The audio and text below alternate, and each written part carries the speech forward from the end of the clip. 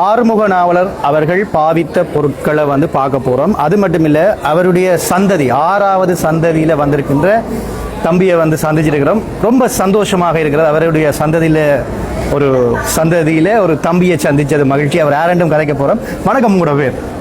மானரிச்சையன். நீங்கள் எத்தனையாவது சந்ததி? 6வது சந்ததி.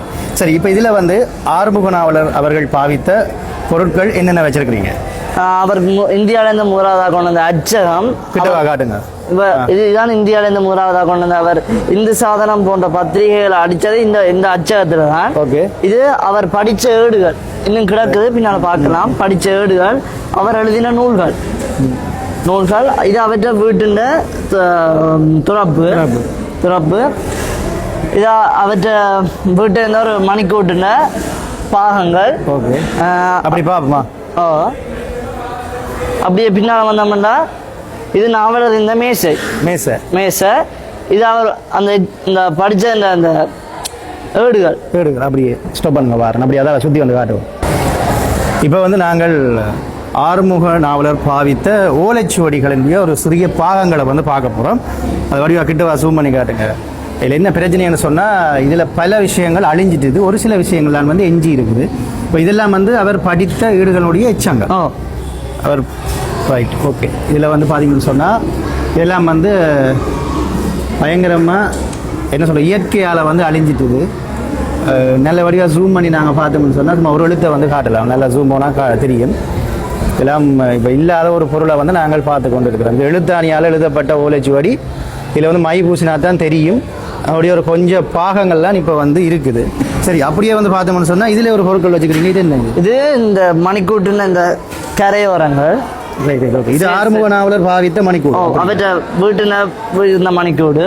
இதாவது இந்த மேசை. ரைட். இது முக்கியமான இன்னொரு பாகத்தை வந்து பார்க்க போகிறோம். ஆறுமுக நாவலர் பாவித்த ஒரு மேசையை வந்து நாங்கள் பார்க்க போகிறோம். இந்த மேசையை பார்த்தீங்கன்னு சொன்னாலே வித்தியாசமாக இருக்குது. அதில் பாருங்க, இந்த இந்த டிசைனை பாருங்க, அந்த காலத்தில் செய்யப்பட்ட வேலை. இது எவ்வளவு காலம் பழமையானதாக இருக்கும் தெரியுமா உங்களுக்கு? ஒரு 150 வருஷங்களுக்கு மேலே. ஓகே. இப்போ இதெல்லாம் எப்படி நீங்கள் கலெக்ட் பண்ணி நீங்கள்? இல்லை, அப்படியே அவற்றை சந்ததியிலேருந்து நாங்கள் பாதுகாத்து கொண்டு வரோம். இதை விட வேறு பொருட்கள் ஏதாவது வச்சிருக்கோம்? அவர் பாவிச்ச வேட்டி, அவர் போட்ட கண்ணாடி, அவற்றை செம்புகள், மற்றது அவர் அந்த தீட்சை வெட்டுப்படியை செய்கிறதுக்காண்டி பாவிச்ச பொருட்கள் எல்லாம் கிடக்குது. ஓ, உங்களோட பேர் என்ன? மானரிச்சையன். எந்த பாடசாலையில் படிக்கிறீங்க? யாழ்ப்பாணம் இந்து கல்லூரியில். எத்தனை அந்தரம் படிக்கிறீங்க?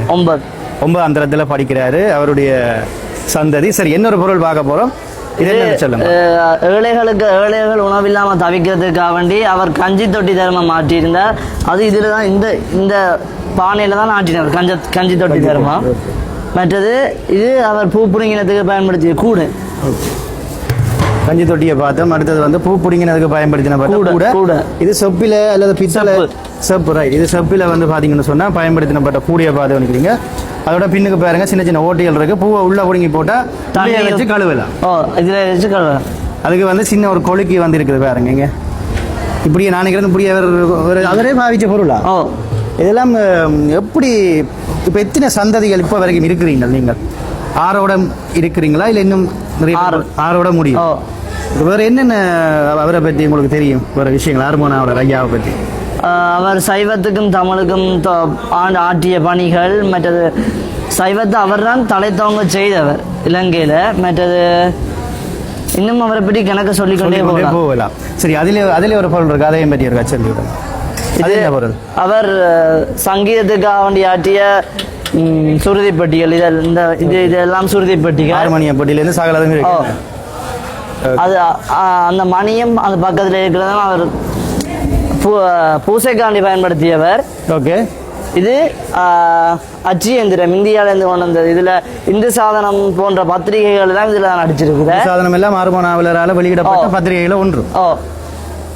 சரி, இது அதுங்க மூடி. அதுனா மூடி வைக்கிறதுக்காக. இப்போ ஆறுமுக நாவலர் ஐயாவுடைய திருவுருவ படம். இது எத்தனையாம் ஆண்டு படம்? இது ஒரிஜினல் படமா? ஒரிஜினல் படம். அவரே பார்த்து கீறினதா இல்லது கீறினதா தான் இருக்கு? அவரை பார்த்து வரைஞ்ச ஒரிஜினல் படம் இருக்கு. அவன் பரம்பரை வந்து இல்லை கிடக்கு, நாவலர் பரம்பரைன்னு சொல்லி அவன் வம்சாவளியை வந்து போட்டிருக்கணும். அதில் வந்து சுந்தர் சிவகாமி அம்மை, ஆறுமுகம் மங்களம். இதில் உங்களுடைய பேர் எங்கே இருக்கு? எங்கள் காட்டுமா இந்த அஜ்ஜியன் என்ன? இப்போ இவர் தான் இப்போ கடைசியாக இருக்கிற ஒரு பரம்பரை. இவருக்கு பிள்ளைகள் வரணும், அடுத்தடுத்த பரம்பரைகள் வரும். அக்ஷயனை தான் வந்து சந்திச்சு கொண்டிருக்கிறோம். உண்மையிலேயே பார்க்குறதுக்கு ரொம்ப சந்தோஷமாக இருக்குது. ஏன்டா ஆறுமுக நாவலர்கள் அவர்களுடைய சிலையை வந்து நாங்கள் எல்லா இடத்துலையும் பார்க்குறோம். அவரை பற்றி நாங்கள் பாட நூல்களை வந்து படிச்சிருக்கிறோம். அப்படியான ஒரு மனிதனுடைய ஒரு பரம்பரையை பார்க்குறது ரொம்ப சந்தோஷம். மகிழ்ச்சி. உங்களை சந்திச்சது ரொம்ப நன்றி. எனக்கு இதை பார்த்தோன்னே இதிலேருந்தே காணொலி ஆரம்பிக்கணும் போல தோண்டிட்டு. நன்றியா. நன்றி.